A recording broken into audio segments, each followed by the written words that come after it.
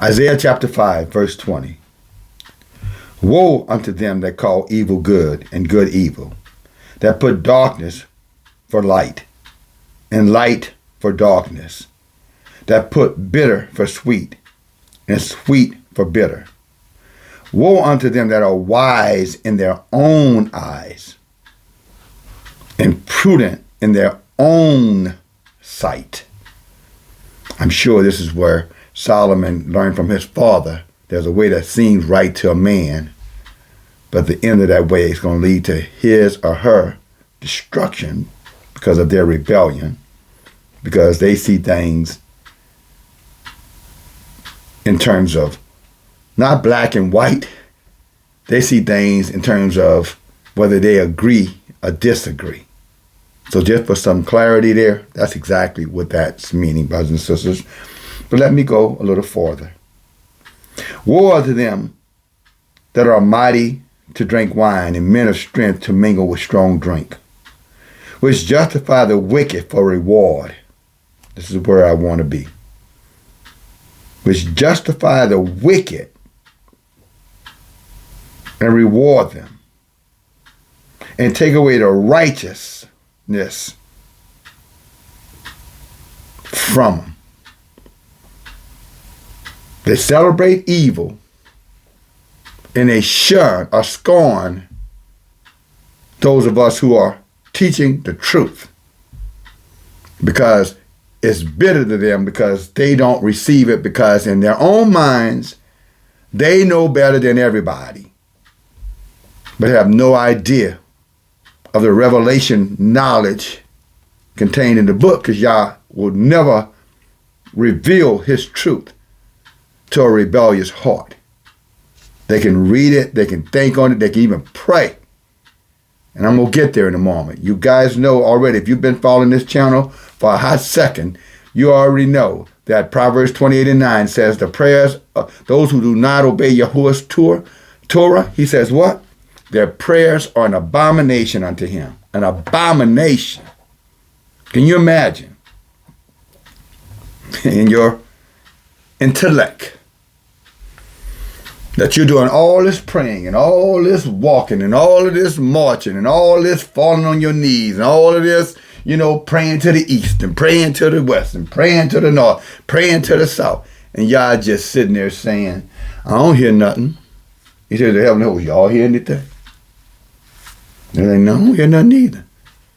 And he said, what that fool doing?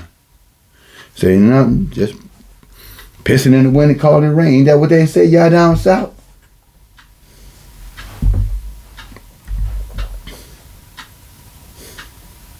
So when it comes down to Yah's word, brothers and sisters, there is no gray. There's no, I could do it my way and it's okay. There's no, nobody knows the thought of God. Nobody knows the thought of Yahweh, Abba Yahuwah, Abba Yah, whatever name they say. That's a lie. That's a flat out lie. When Isaiah in 55:8 says, my ways, Yahuwah says his ways is not our ways and his thoughts are not our thoughts, he simply means you doing what you want to do and not doing what he says and thinking that it's okay. That's all that means. It's funny how the wicked among us seem to quote that whenever they want to justify their wickedness and then try to shun the messenger, the prophet. Oh no, you're arrogant, you're boastful, you're pride, you're this, you're that, which I don't really give a shit what you think. By now, you should already know that. If it's not in this book, you can kick rocks and go back in them woods or them caves you came from. Either or. But even that being said, we're going to look at some behavior from King Saul and the potential king, his replacement, King David. But before we go there, just a couple of observations that I had, I wanted to bring forth to our, to everyone's attention.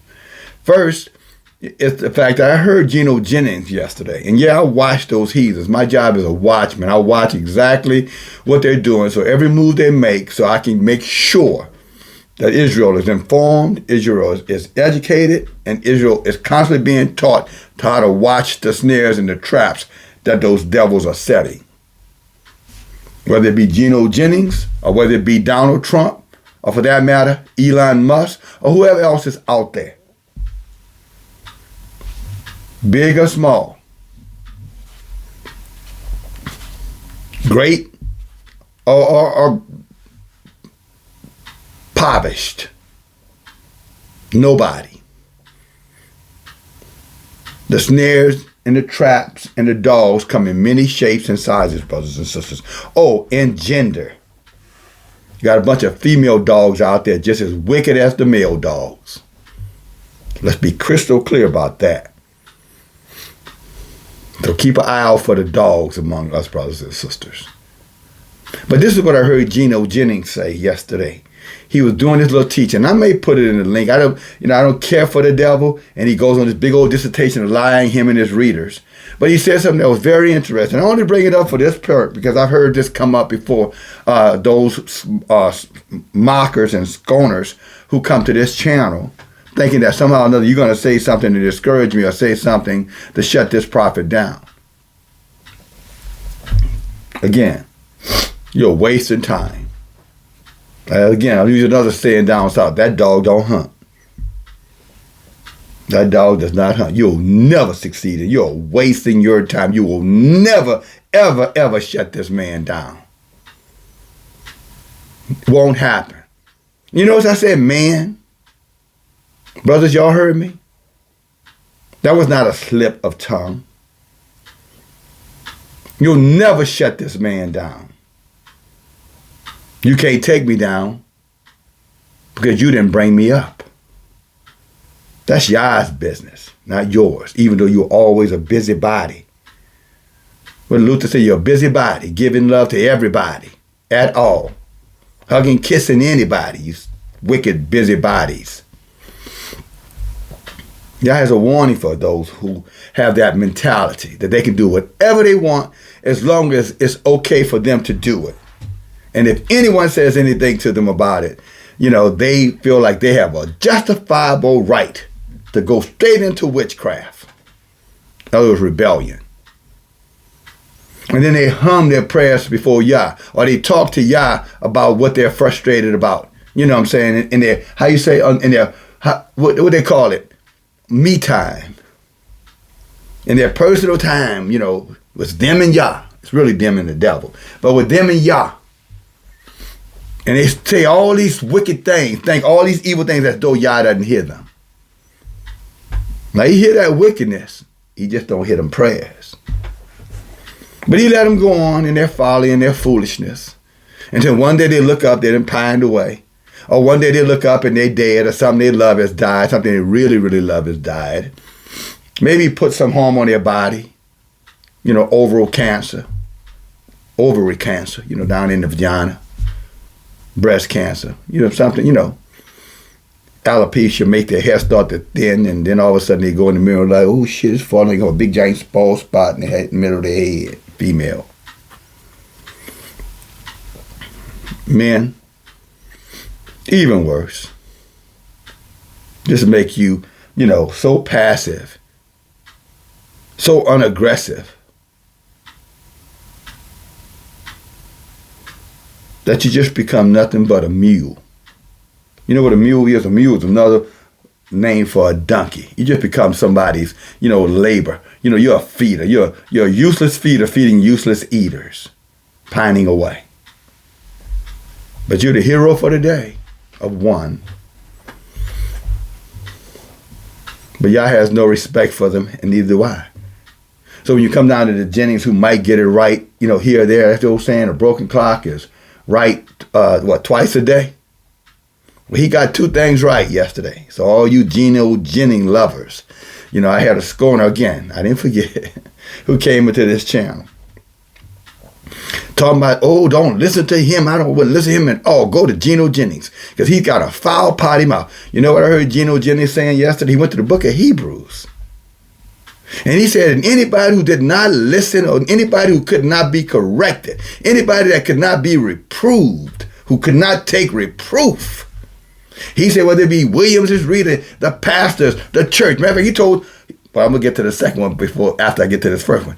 He said, If anybody didn't listen to his correction, anybody didn't do what he said was wrong, if he used a book to show it, he said a book of Hebrews says, and he told William, read it, Williams. Y'all know Williams if you follow him. He said they are bastards. He said what? He said they are bastards.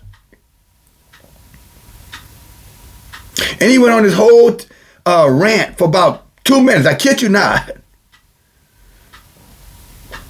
I may put it in down in the comment section, that link. And, if you can suffer through it, you're going to have to get towards the end of it. But he goes on. He goes in on it.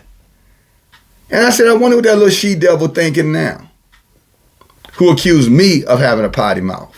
Oh, and then he told everybody, leave the church. He said, leave all the churches. That's the second thing he got right. So I'm telling you right now, if you're in any church, leave the church. Boy, you're talking about an evil spirit being on a wicked prophet, bringing out, the truth. I said it right. I said, you talking about an evil spirit being on an evil prophet, bringing forth the truth.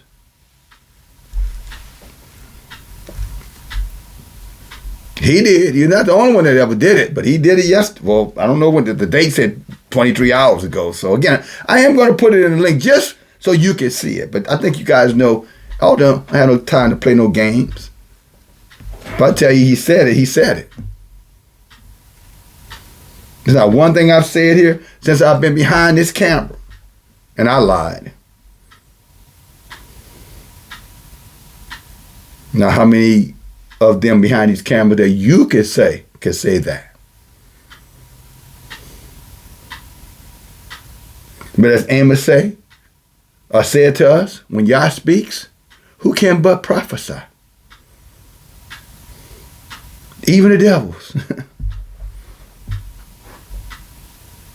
are submissive or under control of the power of Yahuwah. But you'll know them, because they'll always be compromising, always be shut. And they damn sure going to call out that pagan Jesus. And they will go hard for Jesus. And the second to Jesus, they're going to go hard for themselves. They got to be right. That leads me to the next heathen, Donald Trump, in his State of the Union last night. So they put their little theatrical show on. And then they had, a senator, I think he's a senator. I don't give a crap where he's from. They're all heathens. They're all working together. Two tits on the same female cow. They're all sucking from her breast. But I think his name is Al Green, and he stands up, this Democrat guy, and they say, sit down. And he don't sit down, and J.D. Vance is back there, sit him down, call a security. And, it was just so silly. It was like children. Mine, mine, mine, mine. Two little boys fighting, mine, mine, all fighting over the little, Tonka truck. It's mine, and mine, mine, mine. And I'm looking at these, I'm like, damn. Babylon is falling down fast. Crashing. And this senator, he's up there, he tell you, he don't really say it. Donald Trump cutting Medicare, Donald Trump cutting Medicaid, Donald Trump cutting Social Security as he got his cane in his hand.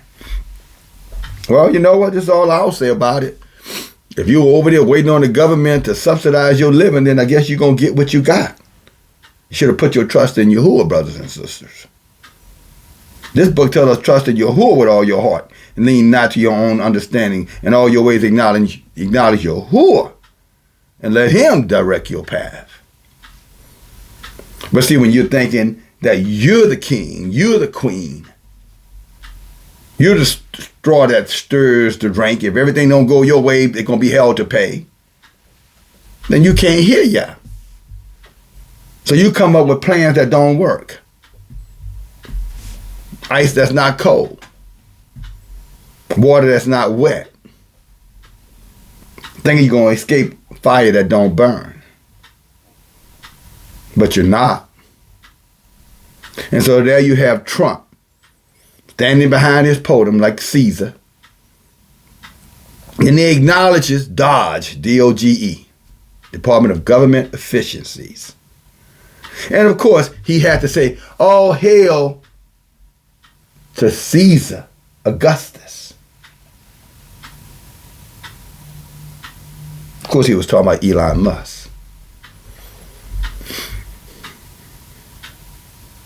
See, there's a game of charades being played. A game of charade being played over this whole flat earth. And while Yah is crashing it, they're trying to pretend that it's not crashing. While Yah is about to bring it all down, not about to, as he brings it down, they want to pretend it's not bringing it. It's like if you go over to the book of Jasher when they were building the Tower of Babel. Some of you remember the story. Yah let them keep on building. They were building that tower for years. Somebody would fall, they didn't care if you fell, but if a brick fell, they had a problem with it. So it was all about money for them. They didn't give a damn about people. Like so many now in Yahshua. All you care about is your money. Your provisions. You know what I'm saying? How you gonna eat?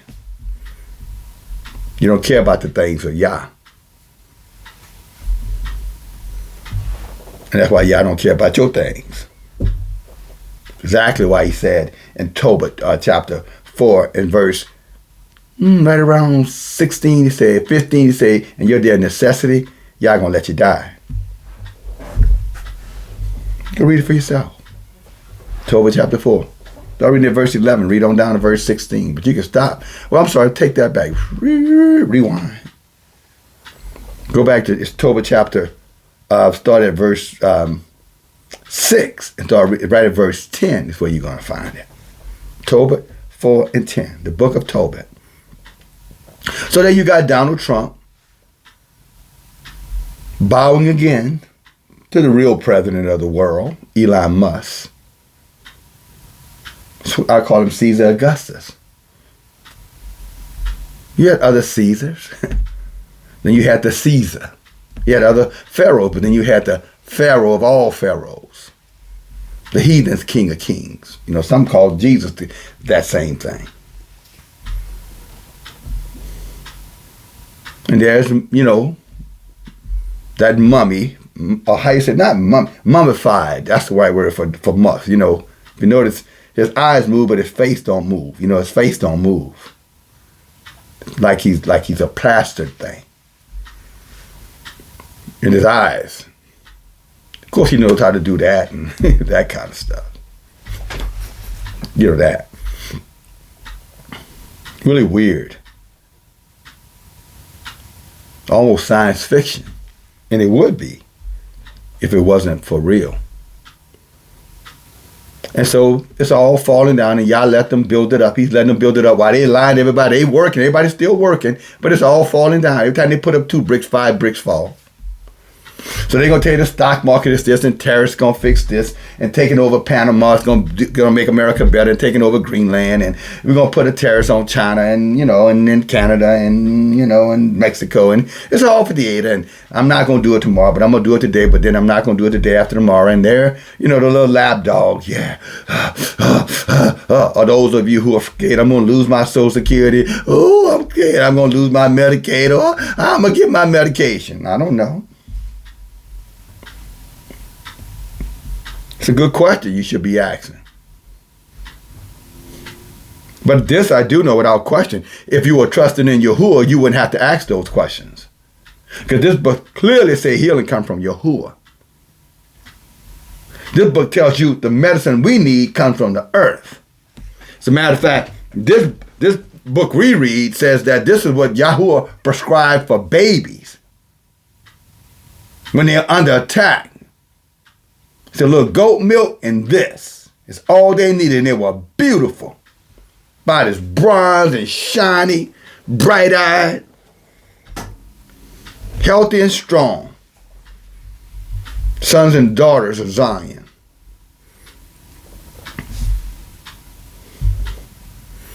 But old Al Green said about the 40, he gonna take it off. And he probably telling the truth. I mean, the book does prophesy about a time like no other time, where cannibalism is going to rule today. People's heart is going to be failing them But fear, that is no fear. Women will be ravished because they chose to resist the truth when the truth came and trusted themselves, and therefore they trusted others who Yah told them, why are you trusting him? He doesn't trust me. Why are you trusting him? Oh, he does. And Yah saying, yeah, I know he does not.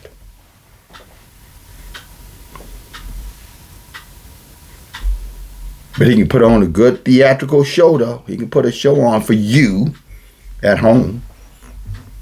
Do you validate him? But then you're not Yahuwah. And there lies your problem. So you have the Trump. He's going over in Elon Musk, and they talking about everything falling down, but they're keeping it up. We're holding it up. We're going to stop this, and we're going to stop that, and we're going to make America great again.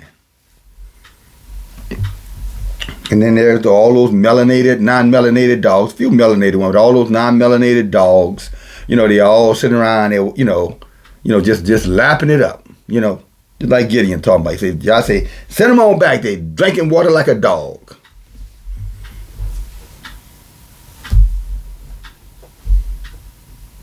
Or whatever. He just said they're not fit to fight. They just want to eat. They're just useless eaters. They just want to eat. They want somebody else to come in and fix it for them. They don't want to fix nothing. When Yah said, hey, when you hear my prophet warn you, hearken unto his words and do the things which he guides you to do according to my laws, my statutes and commandments, you say, oh no, oh no, oh no. But then all of a sudden when your troubles come, and they're coming, now all of a sudden you want Yah to fix it. Yahuwah fix it. Yahuwah fix it. And you'll say he's fixing nothing. See, brothers and sisters, this book is written in advance. This book is written exactly on what's going to happen. Because as I started this message, I read woe unto those who call good evil, evil good. What it means is that you're perverted. The perverted ones. Perversion, perverted. That's real perversion. Gino Jennings, running all over not running all the way, shouting about and saying bastard at least 15 times. That's not perversion. That's biblical talk. That's right in the book. But see, when you're perverted in your thinking, called evil good and good evil, you don't know the difference.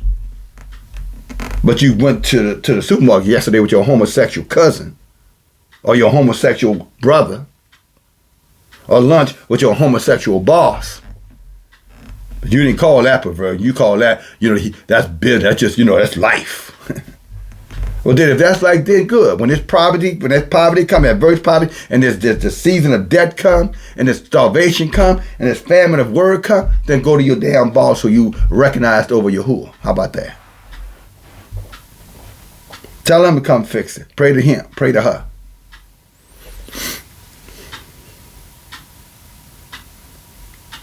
You can inject into that anybody. I just use those as examples, but whoever you're catering to. If some man that you depend on to keep you, above ground, then just pray to him when Yah comes.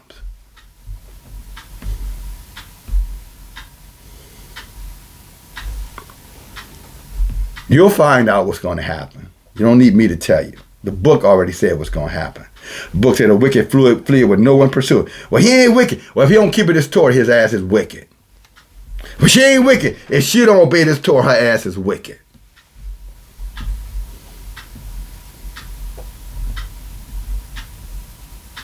Yah is not a most of the time Elohim. You're all the way in, or your wicked behind is all the way out. And you can dance around and dance with the devil all you want. Prance with him, hug him, sing to him, have him singing to you, goddammit. At the end of the day, your ass going to get destroyed. As a matter of fact, this is what he says to all of those who rebel against the truth. The book of Isaiah, chapter 5, verse 13. My people are gone into captivity, which there's no question about that, because they have no knowledge. And what does that mean? Exactly what does that mean, brothers and sisters? Have you ever taken the time to reflect on that? Why would Yahuwah say, excuse me, that we went into captivity? We went into captivity because we had no knowledge.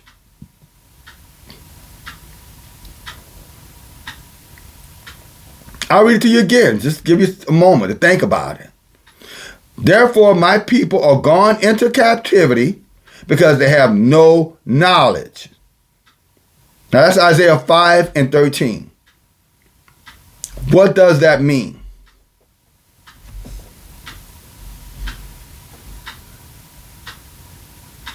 I can tell you what it means for me. It means teach, inform, and educate the people. Hashtag T.I.E. That's why we use it. Why we have Wednesday night Tanakh studies like we will have this Wednesday night. And all the other things that's getting driven through DFG in the day messenger. I've been around for over a decade, so I didn't just show up because you just showed up. But he said, therefore my people are gone into captivity because they have no knowledge. And then you have Hosea over there saying that the people are destroyed for a lack of the knowledge. But nobody's questioning and asking, what knowledge? What is this knowledge that we don't have? What is this knowledge that we're supposed to know that we don't know? Because every time many of the people who are being invited, some of y'all inviting people to come to the channel, come to the studies, they shun you like they have what they have, everything they need. They don't have time for it. So the question is, obviously, they don't think the word of Yahuwah is the knowledge.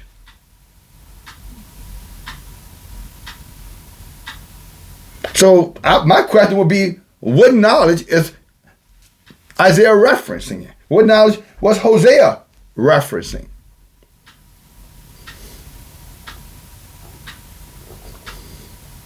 I'm afraid too many of you who are listening to me, you never take the time to ask yourself that question.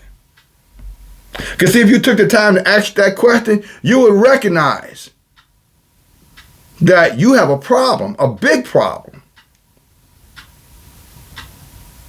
When I read my Bible, reading your Bible ain't going to increase your knowledge.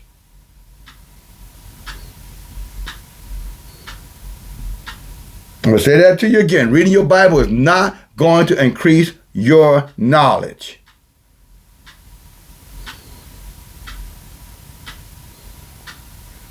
Proverbs 4 and 7 says, with all you're getting, you got to get an understanding. You have to have wisdom.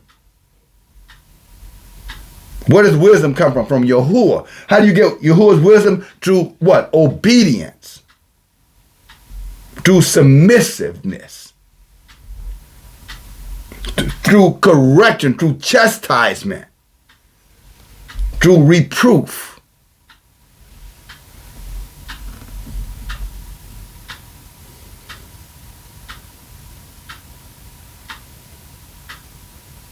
And it asks this question.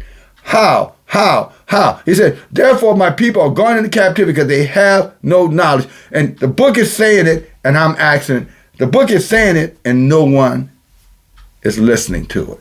Just reading right past it. I just said reading right past it. But then you're over here again. You say you're destroyed for a lack of knowledge, even though you're looking in here, but you're getting nothing out of here. You know, Hosea said it better. Haggai said it better than anybody. He said, you're putting money in bags with holes in it. You need to reconsider what you're doing. But you see, when reproof comes to many in Yasharel, they don't want to hear it. They want to take it as an attack.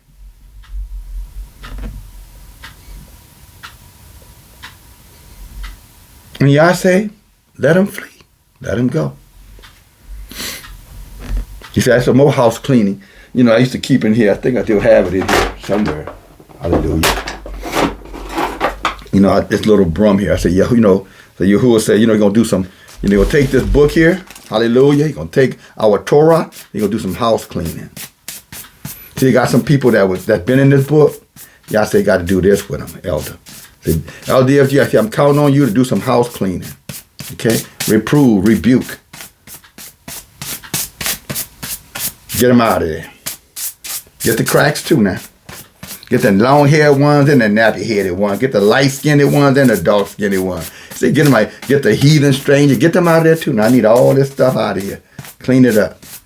Clean it up. Hallelujah. Sweep it down. Purify it. Purify it.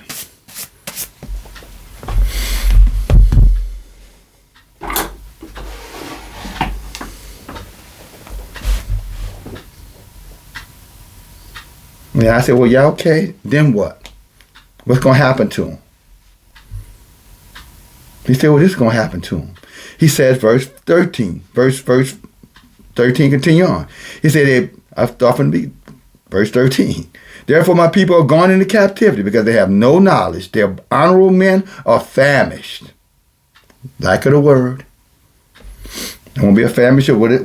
What did the book of Amos again, 8 and 11 said? It's going to be what? Not a famine of water or a famine of bread, but a famine of the word. What does that mean? Not a famine of the Torah. It's going to be a famine of the truth. And that's why you got Geno Jennings over here, and you got the T.I.E. Snakes and Jakes over there, and you got the Charles Dowells in the middle there, and the Bishop Nathaniel's on the other corner, and they're all just telling people what they want to hear. And none of them are getting any kind of revelation from the Most High Yahuwah. Just sit down and listen to them. Open up your book and listen to them.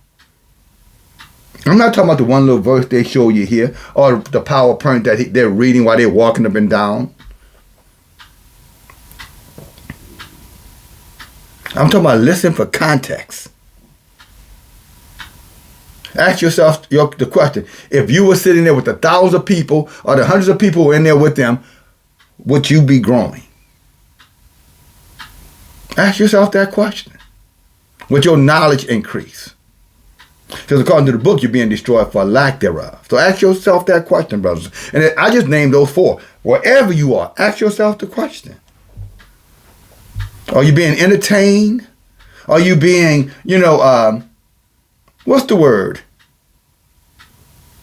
Energized through, manipulators who are trying to play to your, I guess pride would be the right word.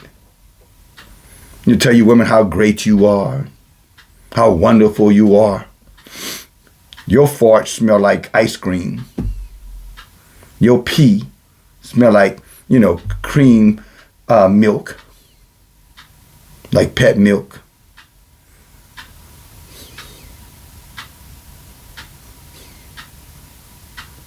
Just where are you? I'm just saying. In the how you say the demographics of it. Who are you listening to? And the question should be why. And if you're listening to them, why aren't you being offended? At least sometimes. Because this book says Yahuwah delights in those he offends. And he's not offending you because he's some type of masculinistic, forced to murder and kill you. No, he's just molding you. You know what I'm saying? For your daughters, he's just coke-bottling you. For you men, he's just strengthening you. I mean, those of us who allow him to. But the other group over there, is pining away and whining and crying, waiting for Yah to come. Can't wait for Yahuwah to come. I just can't wait for this all to be over with. Well, you're going to be waiting a long time. But I thought you said Yah coming soon. I didn't say he wasn't coming soon. I said you are going to be waiting a long time.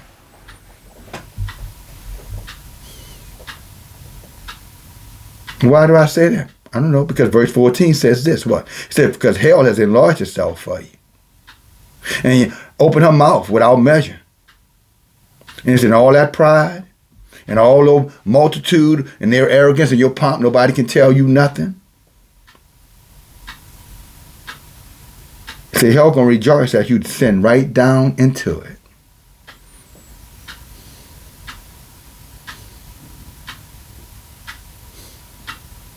So you're too busy doing whatever you're doing because you think more of yourself than you ought to.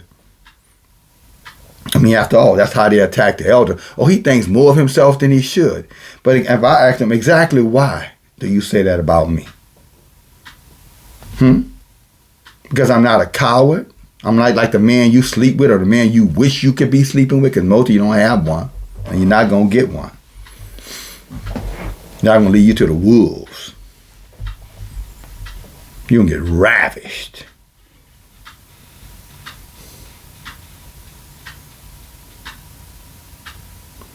Oh, you men out there, you got it all made. You got all the answers to everything. Then we start looking around and seeing how these answers are, the answers to everything that you have, how they have, generated or bring forth fruit that others beyond you will remember you long after you're gone for the work you put in for them.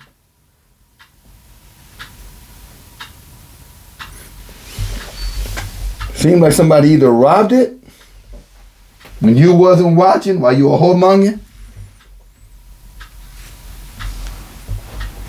or you just lying to yourself. You're just a fraud. You never had it.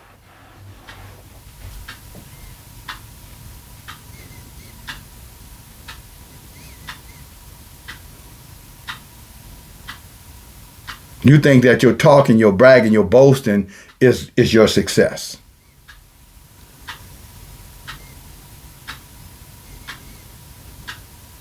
You think you're doing nothing other than the fact that only God can judge you. Well, he's doing a good job of judging you. Wouldn't you agree? Because from what we can see, some of us looking at you, he seems like he's giving you hell. He's giving you a run for your money. Seems to me you ought to kind of maybe pull back and say, yeah, stop judging me. Let the elder judge me. Like the people, when Moses came out from the mountain, in Sinai, they were like, no, Moses, don't you talk. We want you to talk to us. We don't want Yah to talk to us because, Yah is harsh. No, you talk to us. Moses said, okay. Yah said, all right. That's about the best decision y'all have made in a minute. Because see, the difference between men and Yahuwah, brothers and sisters, Yahuwah don't play. See, man will give you a second chance and he'll give you a break or he'll pretend that he didn't see what he saw. All those kind of, shenanigans that men will do, but better for those that they are fond of. But see, y'all don't have no favorites.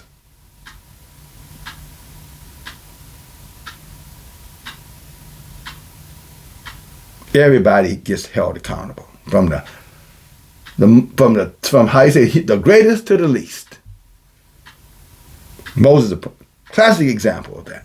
All that work, 120 years of doing muscling his way, fighting through everything you could think of, only to what? Not get into the promised land. He saw it, but he didn't get rewarded.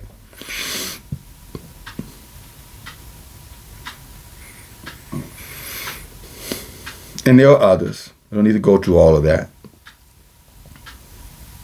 Because Yah is not a respecter of person in regards to how men see things. His ways, again, is not your ways.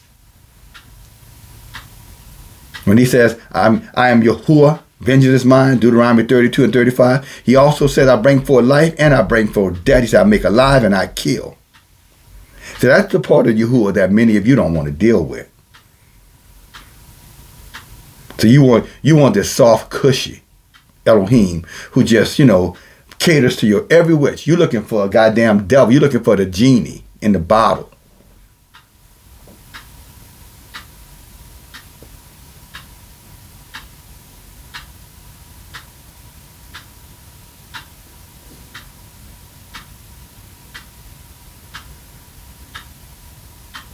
And you would think with all this stuff going on, all these indicators that we all can see clearly,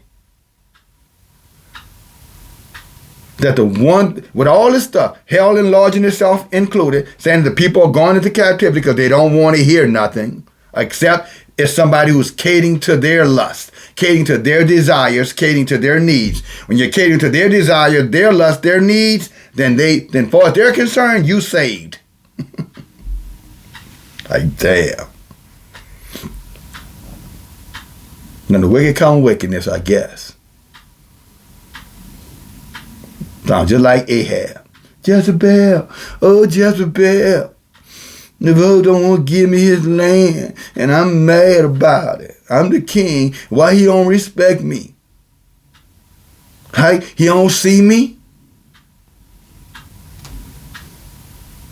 Why he rejecting me? He don't see me? Jezebel wasn't born with a silver spoon in her mouth. She probably had less than all of us.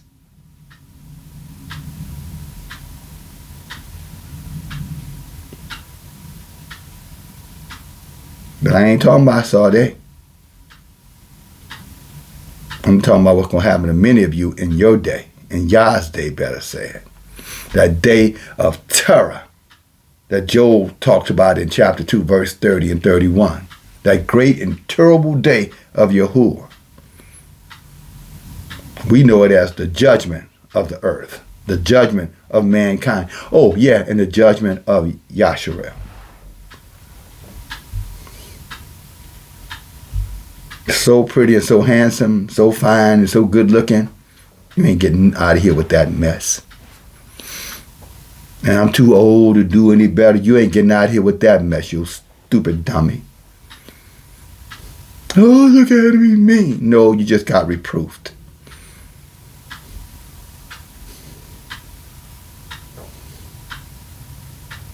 You think the government gonna feed you for the rest of your life, huh? Well, we know who you put your trust in for sure. But some of us, like Enoch, we worked for up until 65 years old. And the government didn't give us shit from the time we were old enough to spell our names and figure out how to go get a part-time job at 13, 14 years old. We cut the government biblical card right there. And now some of those same 13, 14-year-olds 50 years ago still over there talking about the government this and the government that. And yet you think somehow or another you're doing Yah's will. How?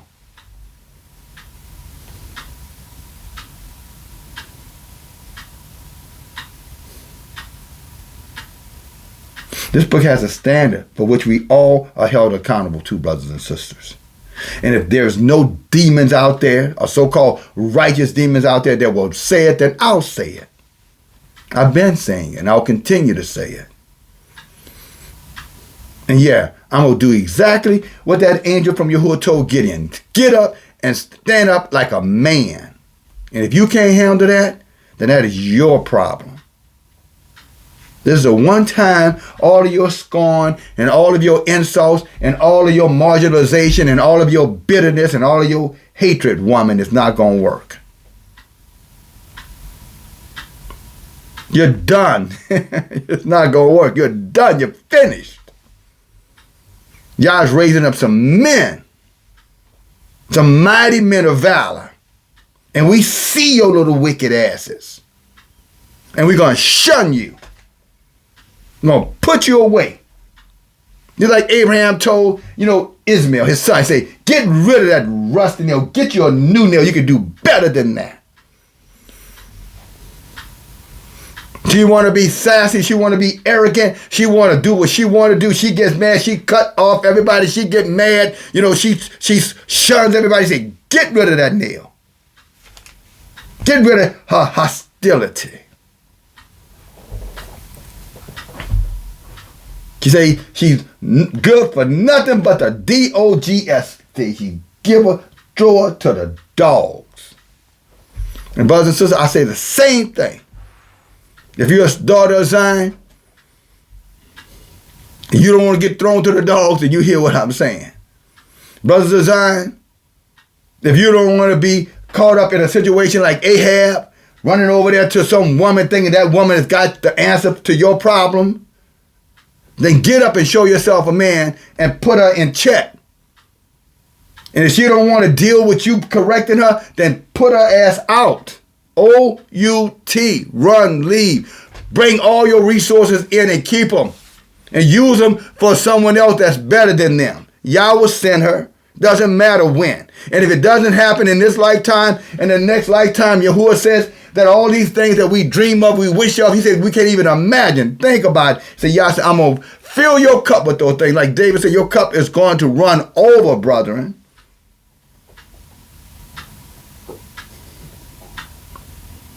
What did Malachi say? Yah said, going to open a window of blessings for you that your barns can't even hold on to, brother. Do not, and I repeat it, do not sell your soul for the rotten in Yasharel, the spoiled, the petty, the foolish.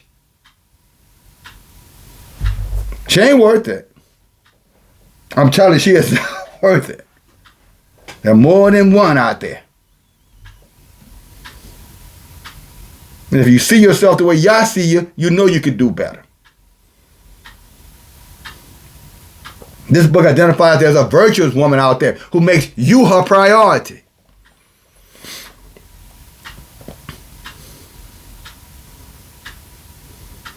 Her man sits at the gate and judges with the other men. So you know her man is an Israelite. Otherwise, he wouldn't be judging nothing. At least not in Yasharel. And she caters to that man. What do you need, baby? What do you want, baby? I got you, baby. And it's interesting in Proverbs chapter 30, sisters. It says, you know, beauty is fleeting, but who can find one like her?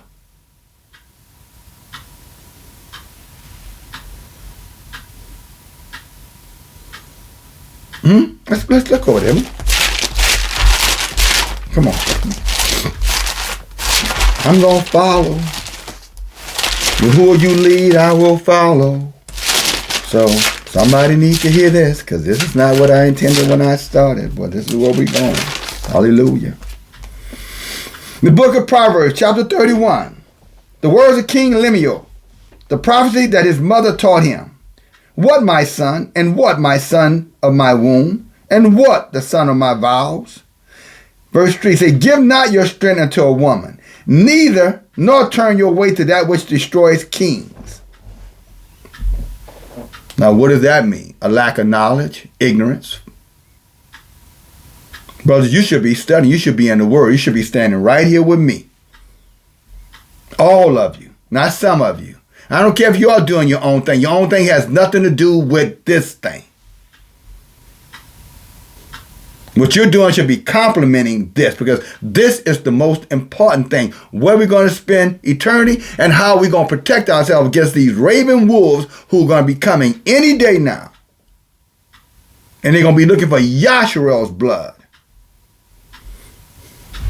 We were warned that the nations of the earth are conspiring against us, and a day will come where they will attack us, or at least attempt to, unfortunately, succeed, because 9 out of 10 of us are going to be destroyed. So the land will be desolate. What did Isaiah say? And the women will be without a man. At least many of them. Don't take my word for it. Go read Isaiah chapter 6 and start reading around verse 10. Read on down to verse 13. Then go over and read Isaiah chapter 1 and start reading around verse 6, 7, and 8. So they're going to be like Sodom and Gomorrah out there.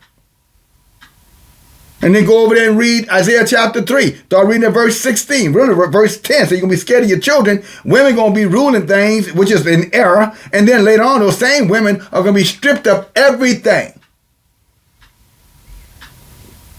I ain't talking about the ones who are in poverty. I'm talking about the ones who have things, them. So they're going to be stripped of everything. And they're going to be on the ground. So all this poverty mouth stuff, well, I don't want nothing anyway. Do you like sitting outside with the dogs licking on your sores? Question.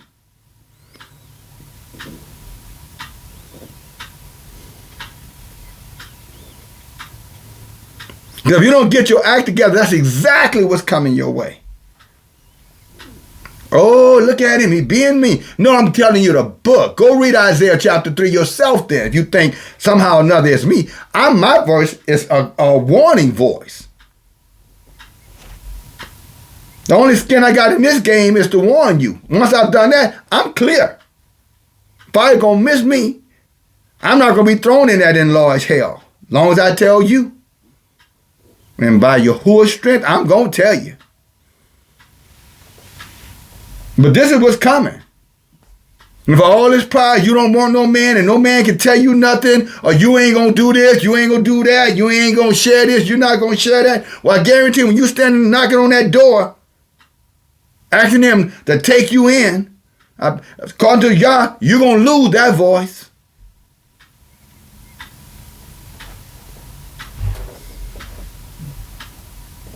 He said, you're going to lose that pride. You're going to lose all that. And then you're going to think back to these times right here. And all you had to do was just show yourself strong. All you had to do is show yourself to be who you claim to be. And you'd have been just fine.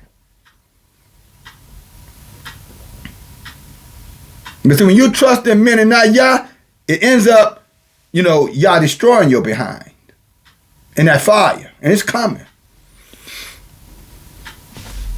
The book warns us over, never trust man, never trust any. Put your trust in Yahuwah. That's what David said, I'm going to put my trust in Yahuwah, and that way I can keep my own inner confusion down. Well, how am I trusting in Yahuwah if I'm not even in a conversation where Yahuwah is being edified? How am I putting my trust in Yahuwah if I'm in an environment where there is no knowledge being taught? I'm not increasing. I'm just pining away. I'm right where I was 5 years ago, 10 years ago, however many years ago.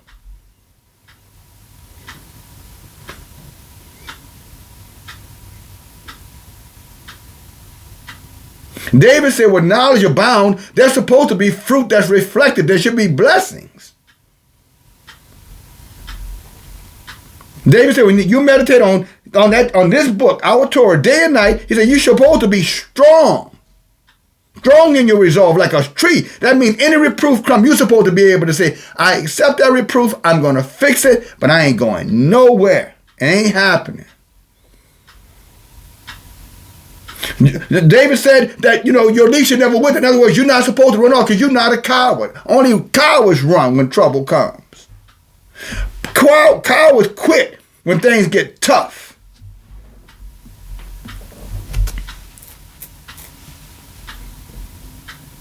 Winners and champions, successful people, they understand how to grind it out, how to stick it out, how to be passionate and don't go nowhere. They fight through the storm.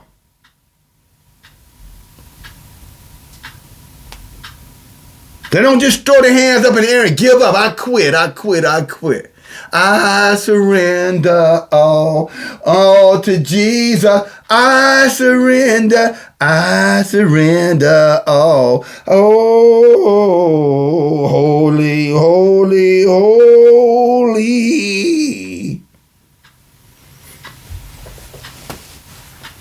You want to stand up straight, you got to,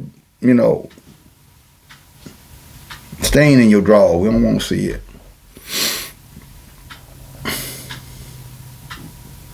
That's my rebuttal too. Nobody wants to see all your antics. You can run off and point your finger at everybody, but at the end of the day, you better look at that mirror. Because I'm telling you, brothers and sisters, the reason why many of our people are going to get destroyed because of that lack of knowledge, and the big part of that lack of knowledge is they never dealt with themselves. Just because they came out of some religion, or just because they came out of the whole house, or just because they came out of wherever they came out of, they think that's dealing with themselves. No, that's not. Whenever the sons of Yahuwah came before Yahuwah, Satan came with them. Y'all remember? So just coming here don't make you anything other than in attendance. If you don't come here, humble and meek with a heart to learn, and a desire to give back, then you can be certain of one thing. The blessing of Yahuwah will never manifest in your life. And this mercy and this grace that we talk about, this Savior, salvation and redemption, that's going to carry us into the world to come, and the blessings that are attached with it, you're not going to see that. You think we're going to be over there contentious with one another? Well, yeah, I remember him. I ain't used to like him. You really think you're getting in with that mentality?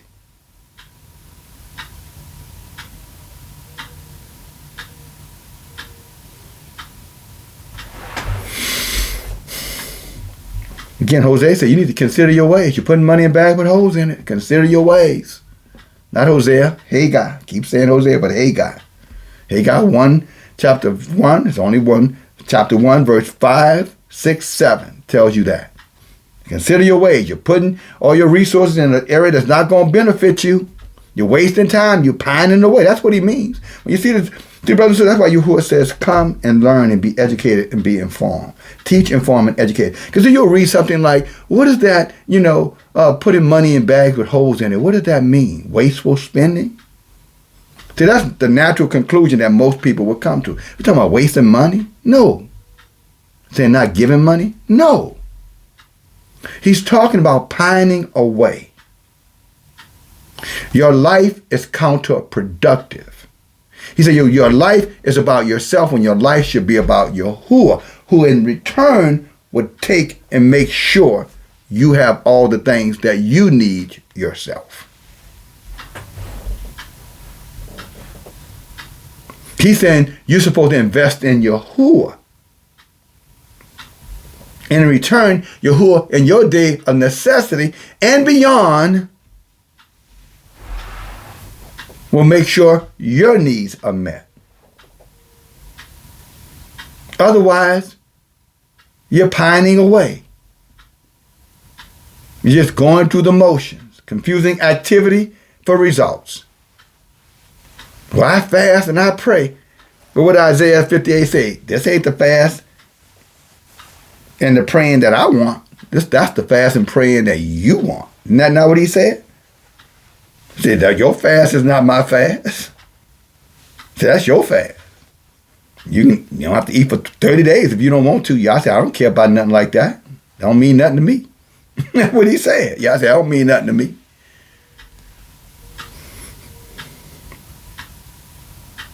We're going to go there. Hold on. I think that needs to be brought up. But when it talks about putting money in bags and holes in it, brothers, it's talking about you, talking about each and every one of us.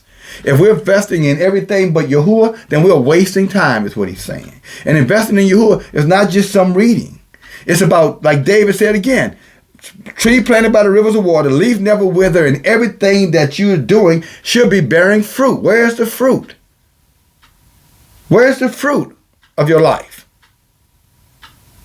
Where's the abundance of the things that you're doing? It doesn't have to, I'm not talking about material abundance. I'm talking about the love, the resiliency, the patience, the humility, for real, the real humility. Not the one on paper that you profess to have, but when you get angered, all of a sudden, you don't have no more humility. I can take criticism, I can take correction, but I can't take, insults. Why? May I ask? Can you not take an insult?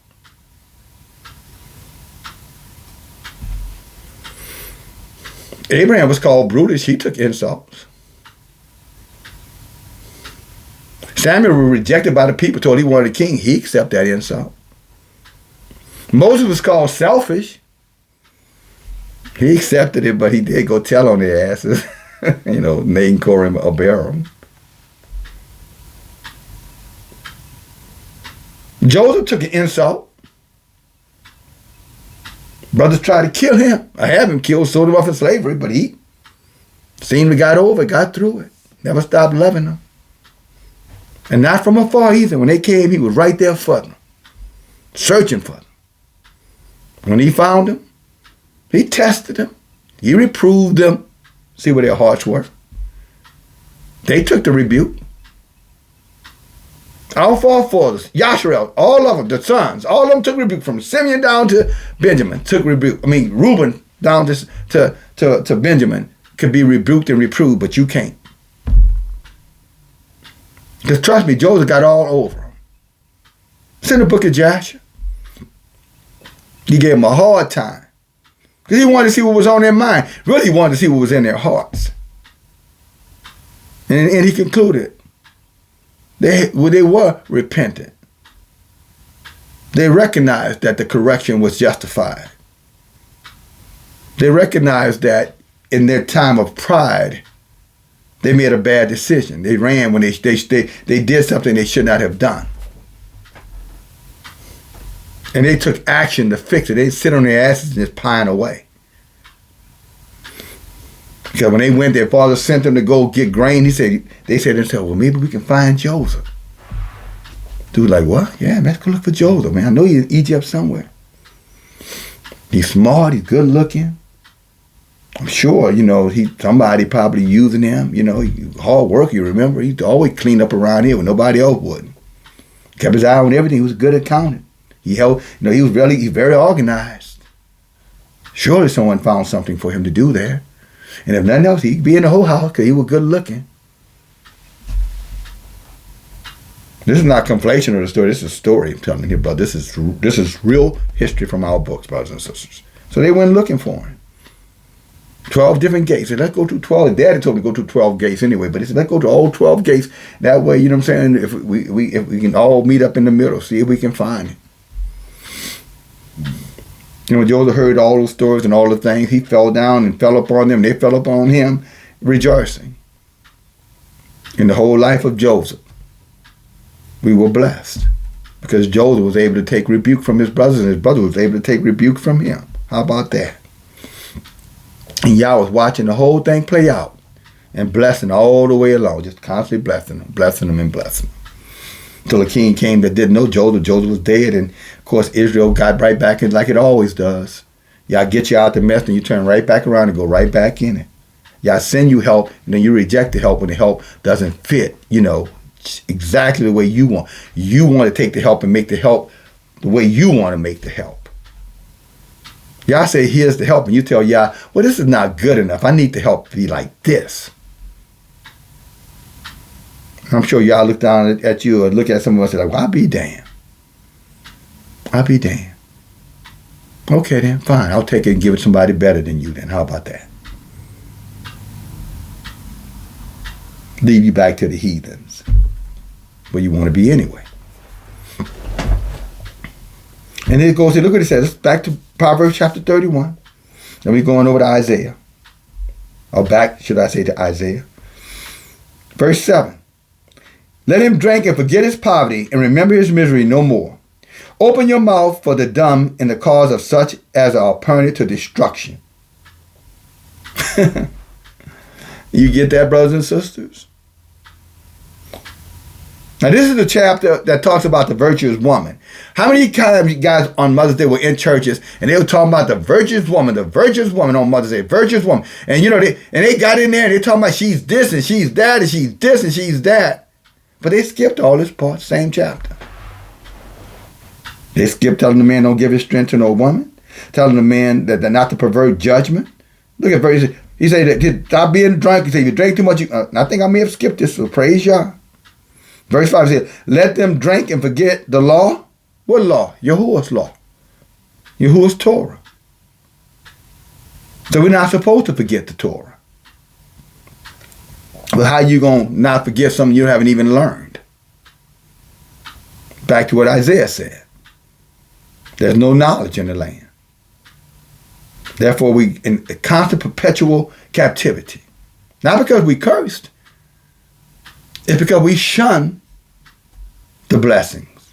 We shun the Creator. We shun Yahuwah. Oh, we play these little mind games. You don't know his name. It's okay. You're still going to hell if you do know his name. What you got to say about that? Kind of think you're wasting your time personally, but hey, stupid is as stupid does. Verse 6, give strong, verse 5, least they drink and forget the law and pervert the judgment of the afflicted. The judgment of the afflicted. What do you think that means? Because many you see afflicted, first thing we think is somebody that's sick. No, afflicted is those who are going and doing things that they think is right, but they're wrong. It's those who are perverted in their thinking. They're perverted in their behavior. They're walking and indulging in abominable behaviors. That's their affliction. The thorn in your side, so to speak. The one area in your life that you're not dealing with, because to deal with it means you really have to do real contrition. And you're not up for that. So sin has you afflicted. And that's why he sent the watchman to call out that sin, so that you can be healed. So your affliction can be ended. But most in Yahweh don't want to deal with the affliction. Especially when that affliction means they have to self-sacrifice. Or they talk all that talk, I do, I will, I can, I have, but they're not doing it. That's what Ezekiel said. They love the word. They love talking about the word. But as soon as that word becomes harsh, or as soon as that word, is permanent in their way, brothers and sisters, he said, then they talk behind the prophet's back. Who he think he is? Who made him a prophet? He brutal. Your brother's this and your brother's that. And your dumb ass sit right over there and go along with him.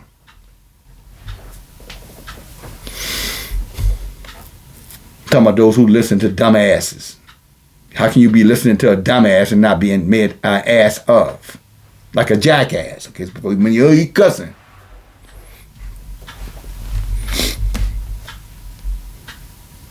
So afflicted means what's separating you from Yah's blessings.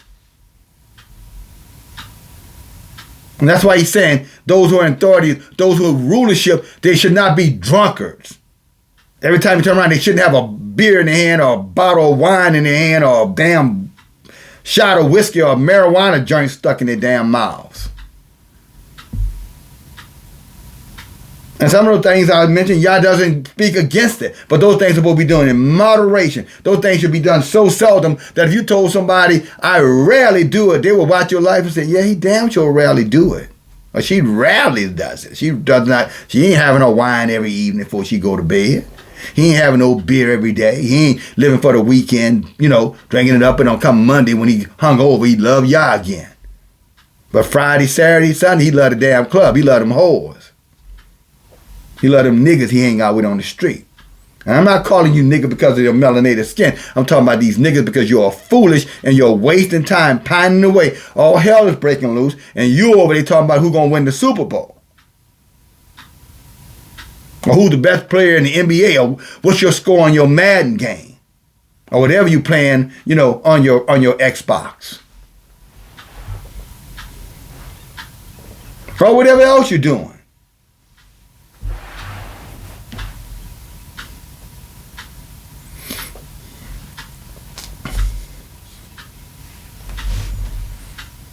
He said, no, we need to have clarity of thought, those who are in leadership. Verse 6 says, give strong drink to him that is ready to die, and wine to them who are in misery, or heavy-hearted. Let him drink to forget his poverty and remember his misery no more. He's about to die. Too late. Dead, know nothing. Go ahead, give him something to drink. He's out here anyway. Give him some more morphine, whatever. You know how to do it in the hospitals and hospice and places like that. And I'm not putting them down. I'm just saying that's the way it works. Give us something to stop the pain. You're going to die anyway. And that's most of the living amongst us. Give me something to stop the pain. All I care about is my comfort. All I care about is my peace. All I care about is my tranquility.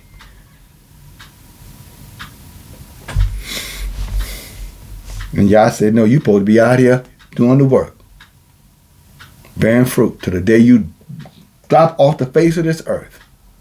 You notice all of our forefathers, brothers and sisters, they stayed busy doing Yah's work until the day they died. When they could not work physically, they were in the back. They were intercessors for their children. Abraham was, so was Isaac, so was Jacob. They were intercessors. And they said, well, what are you talking about? Remember when our brothers were going to war with them goddamn Edomites and them Canaanites? Behind our dear sister Dinah? What did Judah tell Jacob? He said, you need to go pray to Abraham. Go to Isaac and go to Abraham. Go to them. Ask them to pray for us. He wouldn't have done that if those weren't praying men. But see, our people are destroyed for a lack of knowledge. See, when you get your face in this book, brothers and sisters, with a pure and clean heart, then these things come to you just like it's coming to me. They become, because they're sown in my heart. They're sown because I am perfectly in love with Yahuwah. I am perfect before Yahuwah. I love him with all my heart, all my strength. And I will do nothing to offend him consciously. So before Yahuwah, I am perfect. And before Yahuwah, you can be perfect. As a matter of fact, we already studied Hiram, who Yahuwah said was destroyed because he had an imperfect heart towards Yahuwah. He trusted himself. If the king succeeds, I'm with the king. If Abraham succeeds, I'm with Abraham. That's called selfishness. I'm going to do what's best for me, and I don't care what nobody else thinks. You're selfish.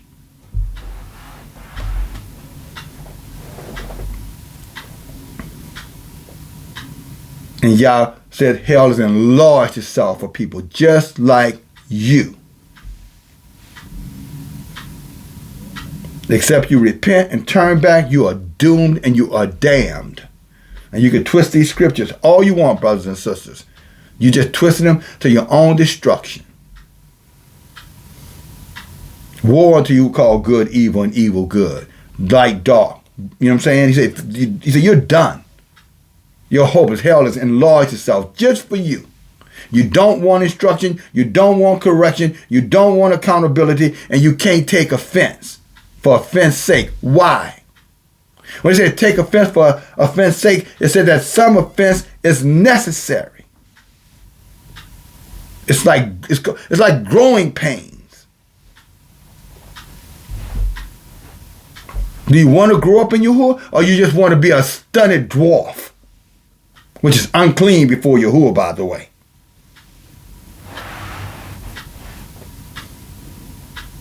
See, a dwarf can't come in the presence of Yahuwah. Something that's not growing can't come before Yahuwah. Imperfection cannot come before Yahuwah. Oh, that's why we need Jesus. No, you're damn lie. That's not. Jesus has nothing to do with that. That's the lie the heathens told you. Your colonizers and your enslavers planted that seed in your heart of your ancestors who brought that lie down all the way to us. And now my job is to get that broom again, hallelujah, and sweep them lies away. Sleep it right out, get those cobwebs out of our brain. Sweep it away.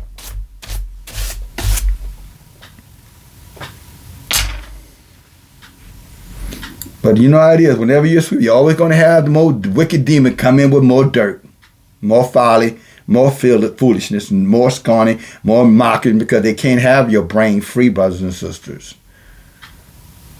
This Torah will free you. This Torah will have you come into your total perfection, daughter of Zion. They can't have that. Well, they'll tell you about you can be arrogant and you don't need this and nobody needs to tell you that. That just makes you a fool. I'm talking about refined. So this Torah will refine you. The book says, what did Psalm 103 say? Renew you, or Psalm 105 is one. You renew you like the eagle's wings. Refresh you. That meekness will be beautified. It will be embraced. But I guess I'm getting ahead of myself, honor. Come on, let's go a little bit farther into this. Say, open your mouth for the dumb in the cause of all and such. Open your mouth in the cause of all such as are pertinent to destruction. Talking about the dumb, ignorant, lack of knowledge. And I am opening my mouth. Again, it's why these Torah studies, Tanakh studies are there. That's why we do the Shabbat, man. All these things, everything that I'm doing, brothers and sisters, I'm doing intentionally driven, because my heart for Yahuwah is obedient. So I'm here for you on behalf of him.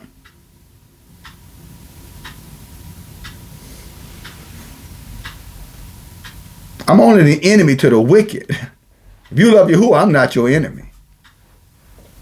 And if I'm not your enemy, then you need to show yourself as my ally.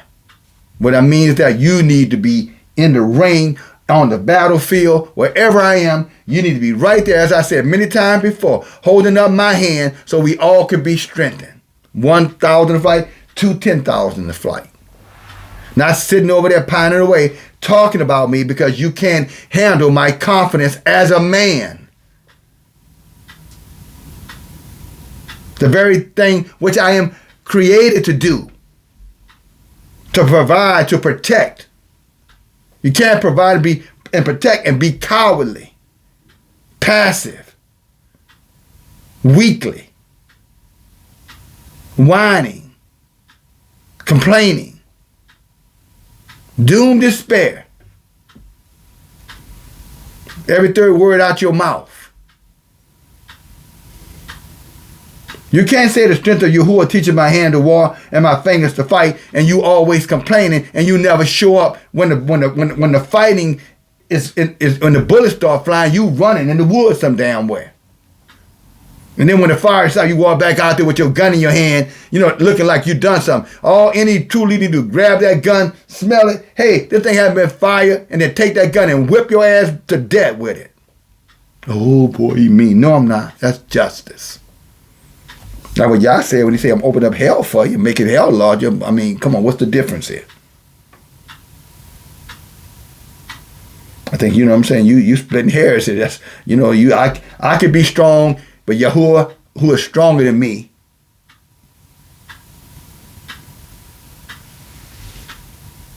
you love, but you hate me for being strong. But you love him for being strong. Yeah, he sent me as a model after his strength. A model, not him, a model after his strength.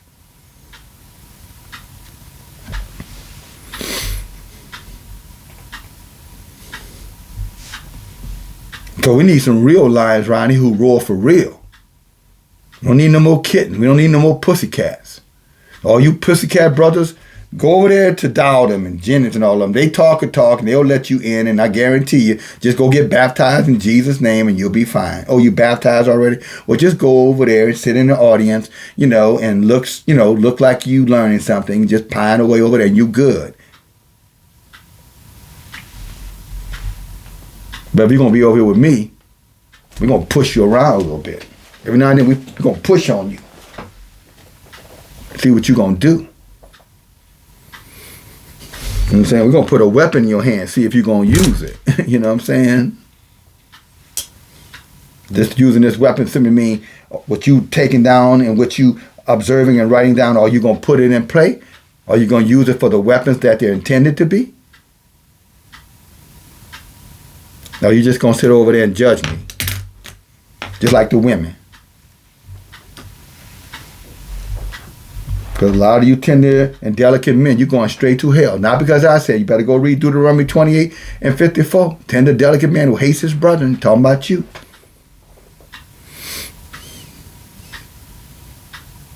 I say stand up and show yourself as a man, just like the angel told Gideon. You tell me, well, brother, that's toxic. Well, then, okay. Take your little soft, cushy,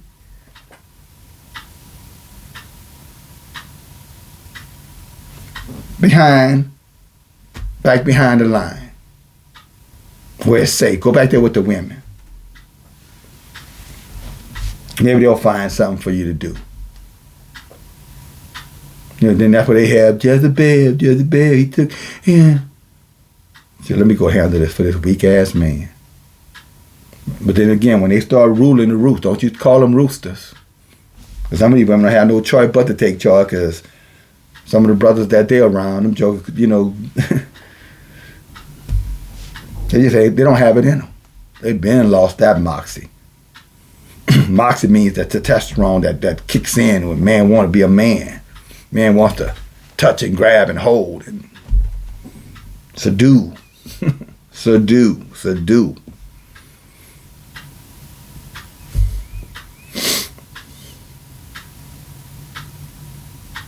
Not submit.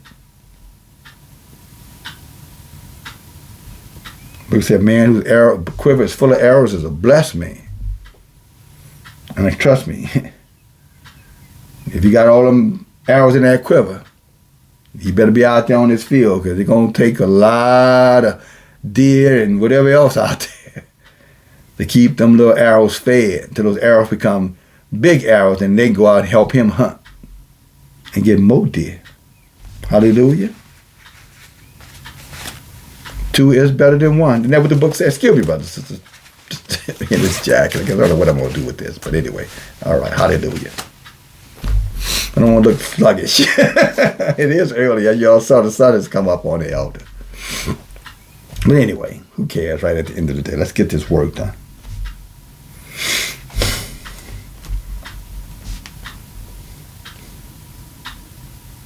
But this battle is real. Let's go on. So open your mouth to the dumb. Verse 9. Open your mouth, judge righteously. Plead the cause of the poor and the needy. Who can find a virtuous woman? Here we go. Verse 10. Proverbs 31:10. For her price is far above rubies. Her heart of her man safely trusts in her. Damn. The first damn verse after, who can find a righteous woman? Next verse is, the heart of her husband trusts in her. The very next verse. So he shall have no need of spoil, food, resources, things he need. Don't mean you lay up and she work. No, it's just the things that you have need of. She's right there. Here you go. Here you go. Here you go, baby. Here you go. Here you go. If I got it, you have it. She will do him good and not evil all the days of her life. She seeks wool and flax and works willingly with her hands. She is like the merchant ship. She brings her food from afar. She rises also while it is yet night and gives meat to her household and a portion to her handmaiden. See, she's a blessed woman. She even got other women working for her. So this old poverty, we cursed, we in captivity, we're not supposed to have anything. Then explain that. This woman has handmaidens, servants. Because I know some of you jumped in, yes, see, that's me, I'm doing all these things. Okay, then you got maids in the house too? Because this comes with a blessing. This is exactly why they tell you women, to be bold and be aggressive and be assertive, because they don't want you really blessed. They want you limited. They know that Yah's not going to bless no mess. They know Yah's not going to bless rebellion. So they teach you to rebel. They teach you to resist. And they tell you it's the men's fault. But why they over there telling y'all it's our fault, they over there telling us it's your fault. And now we all getting seduced by doctrines of devils. The Willie Lynch letters. And that's beyond it. Willie Lynch has nothing to do. He just gives some rationalization about what's going on. At the end of the day, it ain't about no damn Willie Lynch. It's about you and me, men and women, male and female in Yahshua. We're the cause of our problems. Because the moment a leader comes up among us, we all of a sudden start to get envious and jealous. And if he acts like a man, oh my goodness, it's just going to be horrible. Kill him, kill him. He might teach the sons how to be men. And we can't have that because at the end of the day, women rule. It's the women rule. It's our time. It's our time to shine. Shine before who? That's the question I'm asking. Sister, who you want to shine before? Y'all trying to impress each other? That's all your life mean to you is showing up your sister, making your sister look bad. That's your goal in life. That's your shine. That's your trophy. That's the ultimate reward, to make your sister look bad. Because otherwise, I don't understand who you're trying to shine for. Why do you need the spotlight?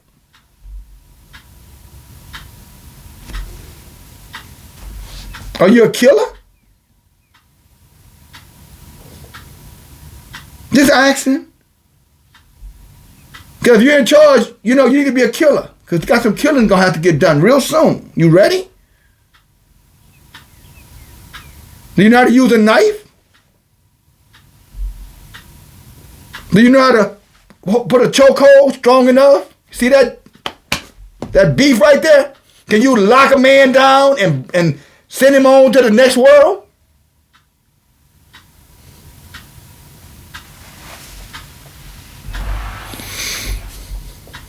Do you like blood and guts all over the place? Can you handle it? Just asking. Much is given, much is required. You ready? Otherwise, I want to know who you're trying to shine for. Surely not Yahuwah, because Yahuwah's shine is not your shine. His ways not your ways. Thoughts not your thoughts. But you'll go out here and you'll find this little clever devil. You know, I was looking at that little wicked devil, little Mike Malice. He over there, oh, brother, y'all ain't no good. The sister looking down on you for 400 years. This devil said 40 years. The sisters have never had a black man to fight for them. Sisters ain't never had a black man to stand up for them. Sisters never. I said, wait. I'm like, listen to this man. Man, damn near 50 years old. I'm like, this guy don't know nothing about Gabriel Prosser. This guy don't know nothing about Denmark Vesey. This guy don't know nothing about Nat Turner. This guy don't know nothing about, the slave rebellion of 1811 in Louisiana. The 1,000 slave rebellions where Israelite men fought against their oppressors for hundreds of years. And he gonna sit there and tell the sisters, the reason y'all don't have no conscience because we ain't never fought for y'all. It's amazing, the ignorance. But the books our people destroy for a lack of knowledge. And this man said that with a straight face like he knows what he's talking about. And I went in the comments, thank you, Brother Mike, for talking for us. Thank you, Brother Mike, for standing for us. Thank you. I'm saying he lied to you guys. This guy's an idiot. He doesn't know what the hell he's talking about. Period. So Fred Hampton then died trying to do something in the Black Panther Party that was going to benefit the Black Panthers. I mean the black people, I'm sorry. And he's just a little bit, he's a little fly in the ointment. He gone too fast to really be talking about it. I just said it. But throughout our history, there have been brave men who have died for our women. So you should be ashamed of yourself. He should, and any daughter of Zion drinking that Kool-Aid, that cyanide Kool-Aid, you should be ashamed of yourself too. You should never let another man talk about your men unless that man knows exactly what the hell he's talking about and he can back it up with facts, receipts, statistics. But as they say, you make a clown your damn leader, then don't be surprised he turned the congregation into a goddamn circus. So now you got a bunch of shenanigans going on, theatrics going on. Whether it be government or the church or these YouTube platforms. But what you're not going to find, more cases than not, is those who are going to stand up and tell you the truth. And if you accept that truth, will stand by your side to the end. Now that's a rarity. But by the grace of Yahuwah, he said Israel would not be utterly destroyed, and Yah said he will always have a prophet. He will always have a message. There will always be 1 out of 10. Sisters, you too, you're included in that number, that will not run when no one chases us. And we won't run if they do chase us. We're going to run to the gunfire, not away from it. Ain't nobody going to shoot us in the back. If you're going to kill me, you're going to hit me in the chest. If you're going to fight it out with this man here, you're going to fight. We coming here. We're going like this. We're going man to man, eye to eye. Best man wins. I will get no, stab wounds in the back. No, they shot him in the back. No, they won't be shooting me in the back. Because I ain't running. A man who is sure of himself before Yahuwah, what you got to run for? The worst thing can happen to you is we go home, brothers. If you're righteous, now if you're wicked, I get it. Because hell is enlarging itself, so you probably better run. Maybe a bullet will miss you. Doing your own thing out there, right? You can't sit down under a leader. You can't be mentored. You're too important for that. You're trying to do your own thing. Go ahead on. But let a wise man tell you, it ain't going to work out. too late. I've been on this mission for 13, 14 years. And leadership mission for 40 years. So don't come looking at me. We ain't the same, dude. Sorry. You're not comparing apples to apples here. Don't compare yourself to me. My pedigree, telling you, you're wasting your time. But I'm here to help, though.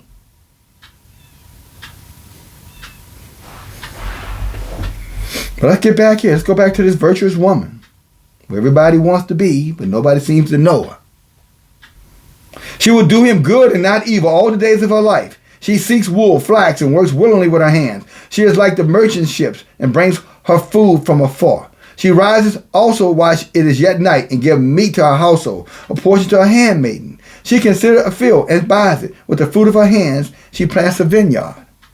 And don't confuse it with you going out in the backyard and growing a garden. That's not virtuous for you. Everything has to apply. Verse 17, she girds her loins with strength and strengthens her arm. She perceives that her merchandise is good and her candle goes not out by night. In other words, she is not a quitter. She lays her hands to the spindle and her hands to the hold the distaff. She stretches out her hand to the poor, yes, she reaches forth her hands to the needy. She is not afraid of the snow for her household are clothed with scarlet. She makes herself a covering of tapestry. Her clothing is silk and purple. In other words, she's well off.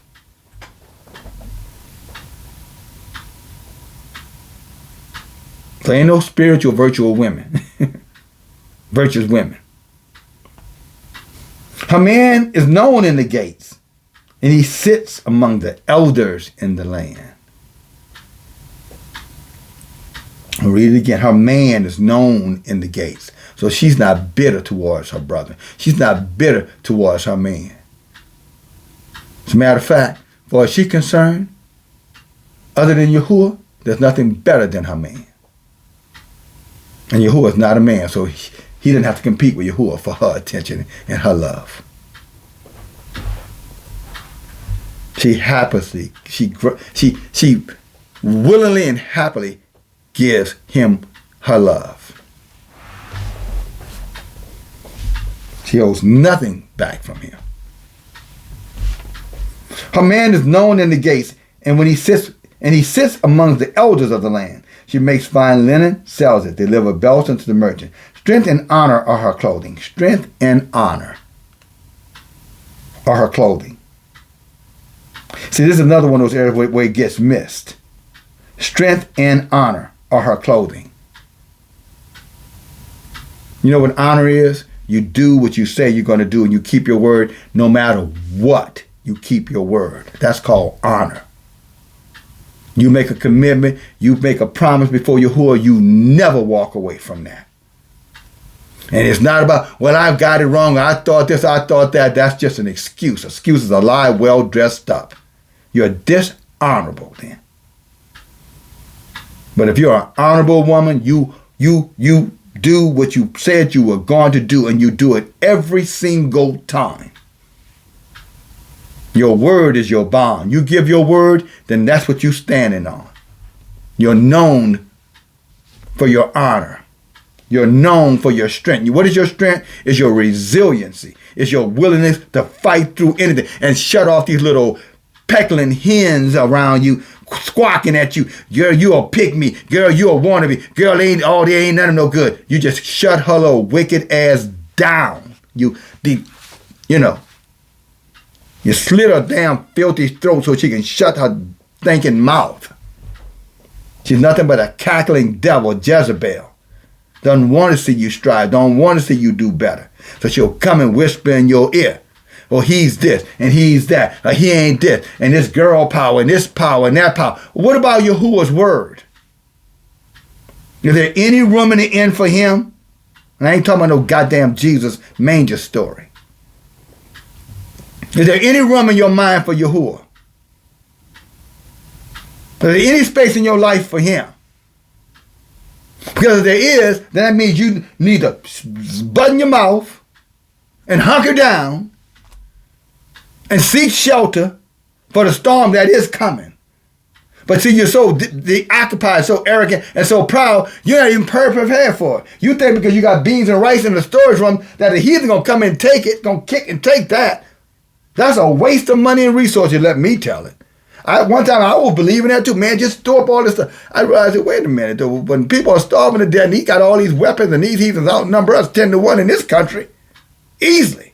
I'm not just talking about the white ones. I'm talking about the black heathens too, brothers and sisters, the so-called Israelite heathens. You don't think they're going to come and kick in your door? You don't think they're going to raid the Walmarts and raid the Targets and then they're going to come raid your house? So all that stuff you putting over there is no more safe. Just like Walmart ain't going to be able to protect it when a gang of thieves come in there, you're not going to be able to protect it either. So what are you thinking about? If you're really as smart as you think you are, you will be looking for community. You will be trying, let me get with all the DFG and get with the other like-minded brothers. Because I know y'all is with him. I know y'all is going to show him what is to come. And I know y'all is going to guide him. And as y'all is guiding him, he's going to lead us, just like Moshe led us. Y'all doesn't change. But we rather wait on cruise ships and theories and theology and Jesus and horses and spaceships and clouds and tanks. It's amazing. People are destroyed for lack of knowledge. They're in captivity because they have no knowledge. Remember it? Isaiah chapter 5, right, verse 13. Right before we went into hell, some of you.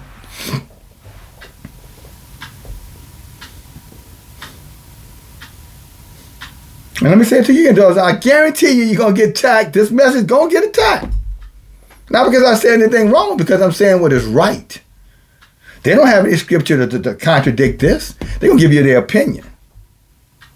Or they're going to go into that lying new heathen book.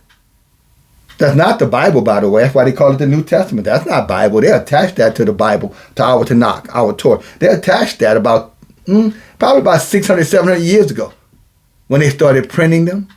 They weren't. The New Testament wasn't always a part of the Torah, brothers and sisters. Don't let nobody lie to you.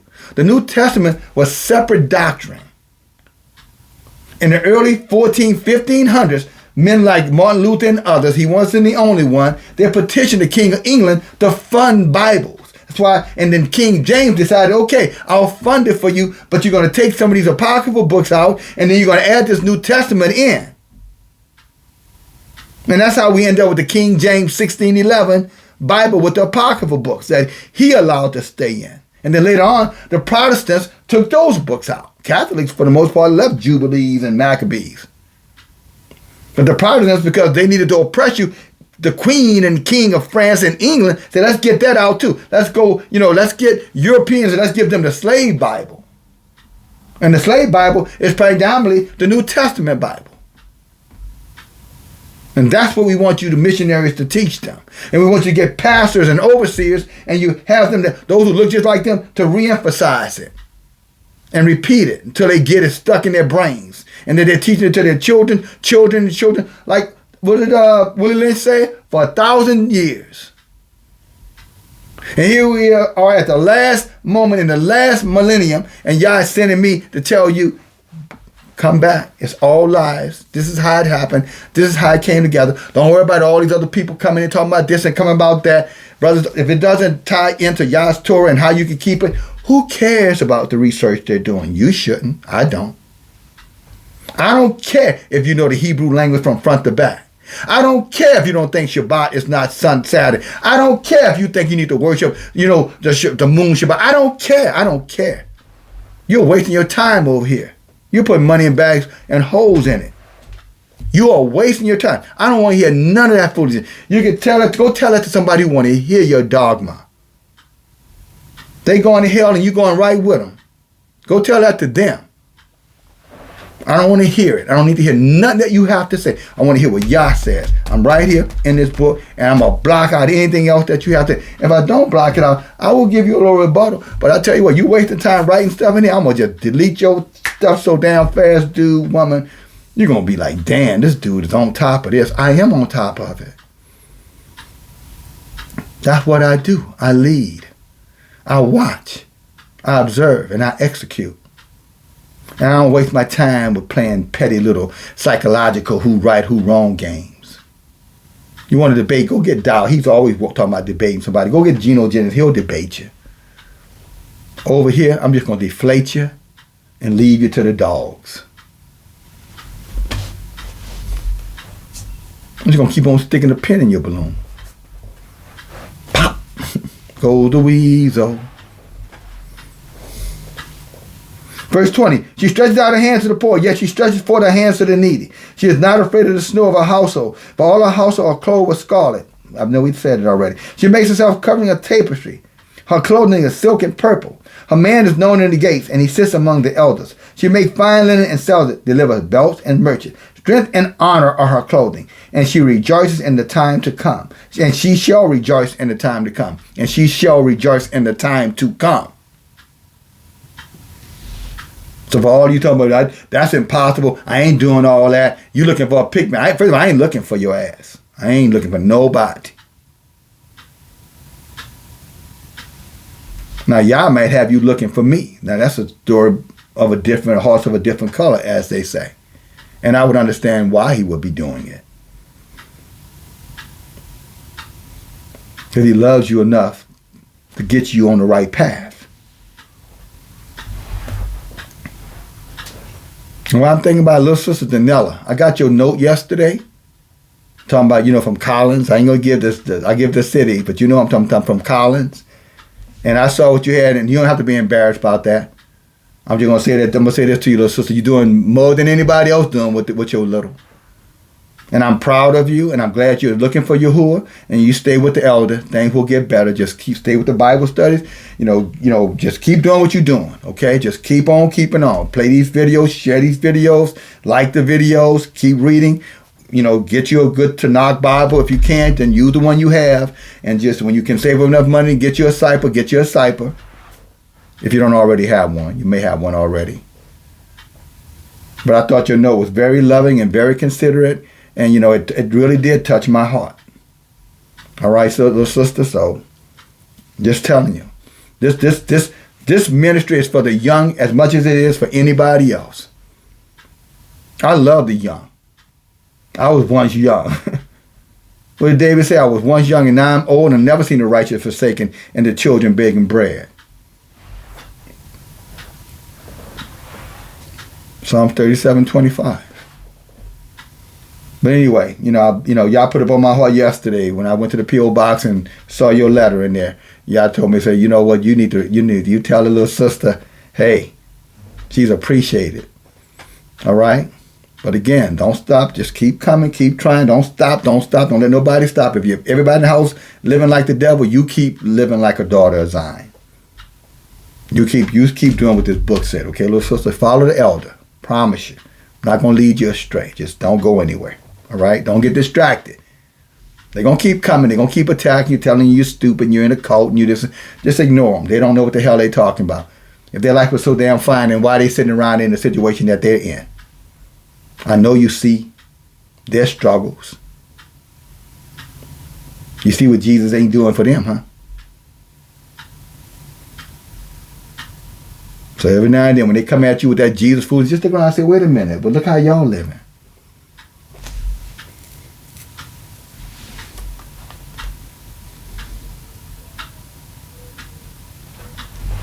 Then you know, whatever's with them is not the Creator.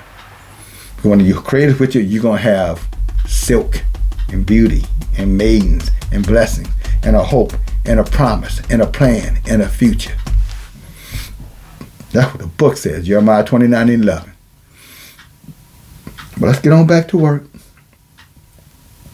Verse 25, she opens her mouth with wisdom, not foolishness. And her tongue is the Torah. You notice when these haters come out here hating at us, brothers and sisters, they don't come with using the Torah, words out the Torah. They come with words out the New Testament. Again, a book that was never a part of our Torah, a book that's not a part of our Tanakh. That's a whole separate book that they attached to our Tanakh and Torah. Just so you know. So I wouldn't pay attention to anybody talking about that. The Torah was for us, not the New Testament. New Testament, the heathens came up with that to dilute and pollute us, to get us into captivity, to get us to be their slaves.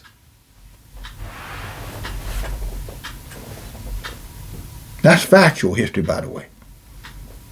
And yeah, Nimrod used it. No, he used their versions of the New Testament. They all had their, the king's scrolls and the king's ledgers and the king's books. It just migrated to the New Testament. But they all used similar doctrines to keep people under control, to keep people underfoot. Giving them crumbs from the master table, telling them about a God that's going to save them when they die. But right now, get your ass out here and plant that corn, pick that cotton, chop that wood. Nigga wench, get in the bed and lay down with master. He has to do his business in you. I did say in you. Now, I know you don't like this teaching, but it's not here for you to like.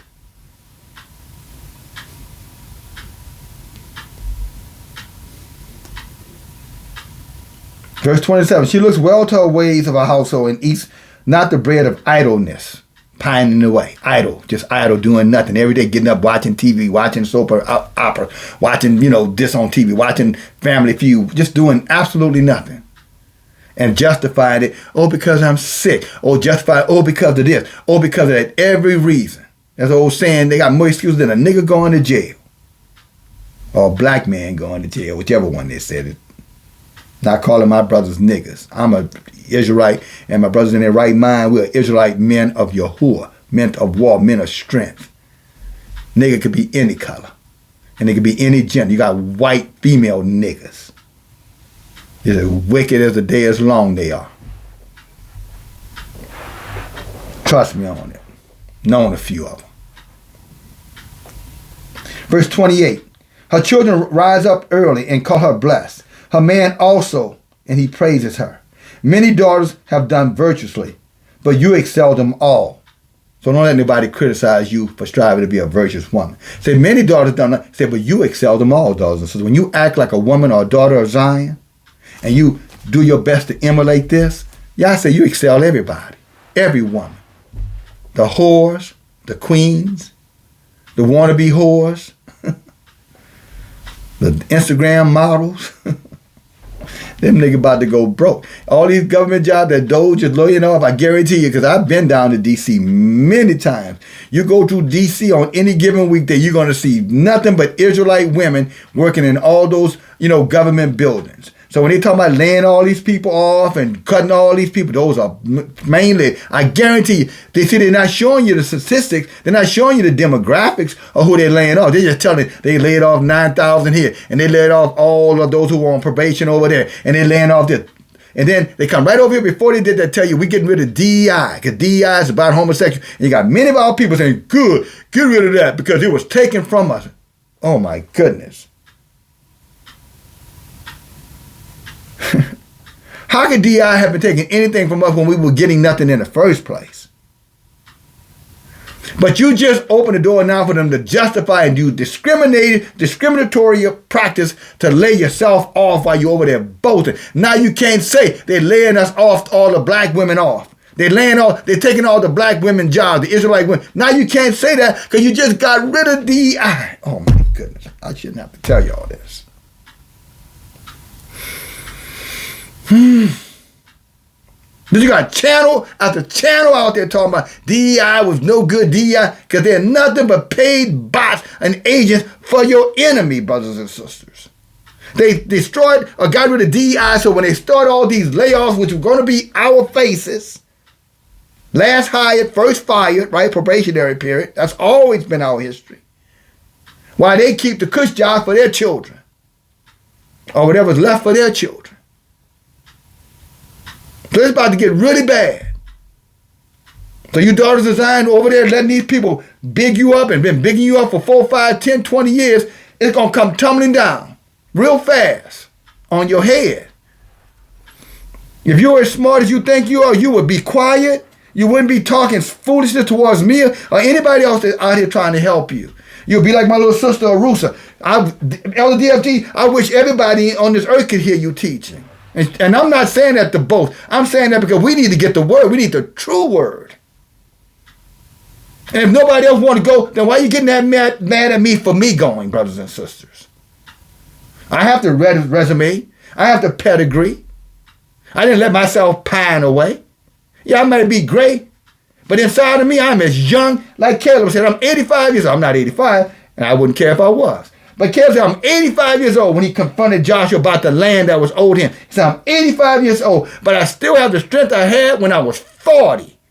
And I can understand why he says that, because I have everything y'all gave me when I was 25. And I mean every damn thing.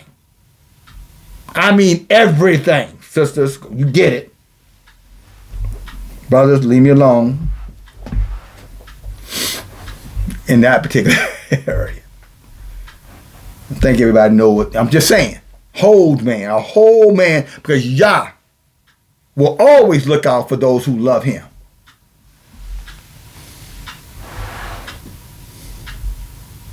Only thing aging around here is knowledge, wisdom, and understanding. And it should.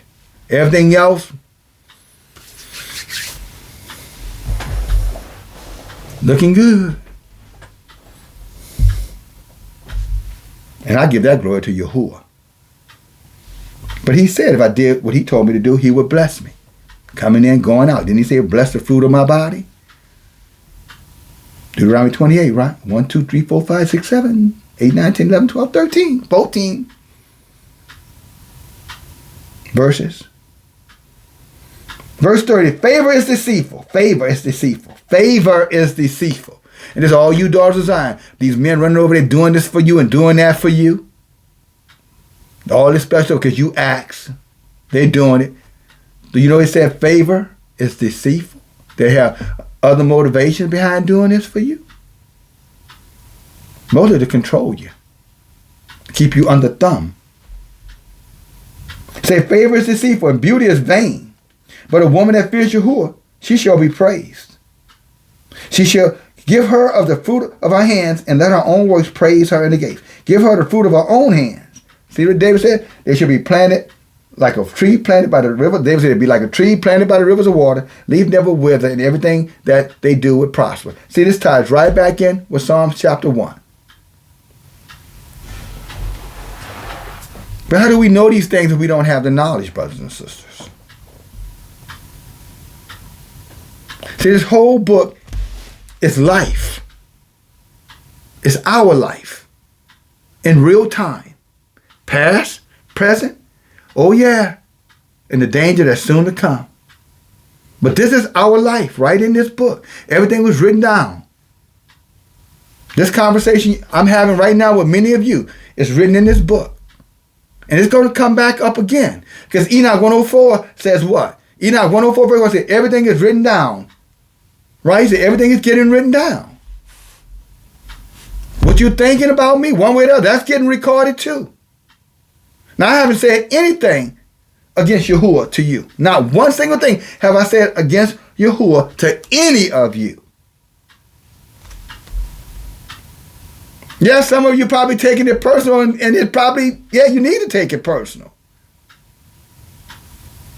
But what good is it? But I don't even know why you would take it personal if you ain't going to change anything. So, I don't know, you should just don't care. Why are you angry? Why are you mad? You should be happy. Hey, DFG, how you doing? Come out sometime. Say hello. Take a sip for a while. You should have no problem with me.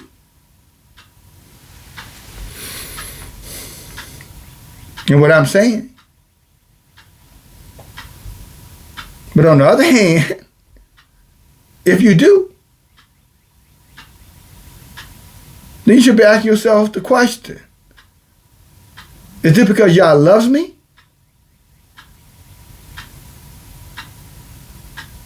Or because DFG hates me? I don't know none of you, so I don't really, can't be talking about hating nobody. I don't hate anybody.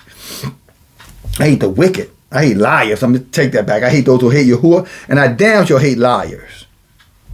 Can't tell this man certain things and then, you know, and then walk away and think that I'm going to forget what you said. I remember everything you said. But other than that, you know.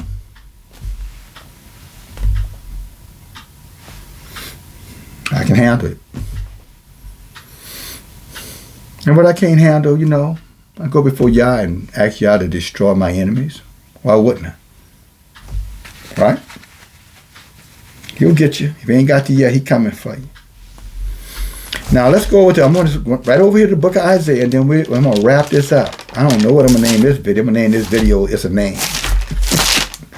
Name this video, whatever we're going to call it. Name this video, I don't know, y'all heard me? Like they said down south, you heard me? Then again, Isaiah 58, verse 1, cry aloud, spare not, lift up your voice like a shofar. Show my people their transgression, the house of Jacob her sins. You shall seek me daily, and delight to know my ways as a nation that did righteous, but forsook not the ordinance of Elohim, which means his Torah. They ask of me the ordinance of justice, and they take delight in approaching me. Y'all say, why you coming from me, but you coming at me, but you don't keep my Torah? That's why I said earlier, Proverbs 20:89. Y'all said, those who do not obey Yahuwah's Torah, even their prayers are an abomination unto him, to them. Verse 3, he said, wherefore have you say we fast, and they say, wherefore have you, verse 3, wherefore have we fast, say they, and you don't see us. This is saying, y'all, you don't see them fasting, looking for change, looking for your blessings? Say, wherefore have we afflicted our soul, and you take no knowledge? See, y'all ain't ate no bread, I ain't ate no meat, I ain't drank no this, I haven't drank any of that. Why you ain't taking notice of this? He says, behold, in the day of your fast you find pleasure. And just because, he said, and you exact all your labors. Behold, you fast for strife and debate, and to smite with the fist of wickedness. You shall not fast as you do this day, to make your voice heard on high. Is it such the fast that I have chosen? Now this is where we get down to where the rubber meets the road. A day for a man to afflict his soul. A man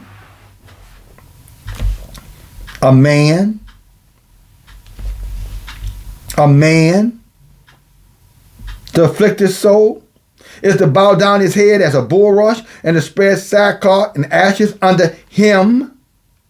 Will you call this a fast, an acceptable day to Yahuwah? Is not the fast that I have chosen? Is this not the fast that I chose? To loose the band of the wickedness and undo heavy burdens, and let the oppressed go free, that you may break every yoke, every affliction? Is it not to deal your bread to the hungry and bring to the poor that are cast out to your house? When you see the naked, that you cover him, and you hide not yourself from your own flesh? In other words, you don't run from your own people. You don't make covenants with heathens. Then shall your light break forth in the morning, and your health shall spring forth speedily, and your righteousness shall shine before you, and the glory of Yahuwah shall be your reward. Then shall you cry, and Yahuwah shall answer, and you shall cry, and he shall say, here I am, son. If you take away the midst of the yoke, putting forth the finger and speaking your vanity, what you think is right. Draw out the soul till you're hungry, and satisfy the afflicted soul. Then shall your light rise in obscurity, and the darkness be as the noonday. And Yahuwah shall guide you continually, and satisfy your soul in the drought, and make fat your bones. And you shall be like a watered garden, and like a spring of water, whose water never fail. Just like David said, tree planted by the rivers of water, leaf never wither. Whatever you do, prosper. This book is very consistent. So when you're fasting, that's the template for your fast. How can I do better for others? How can I tame myself? How can I get out of my own way? How can I reunite and connect with like-minded men of Yahuwah?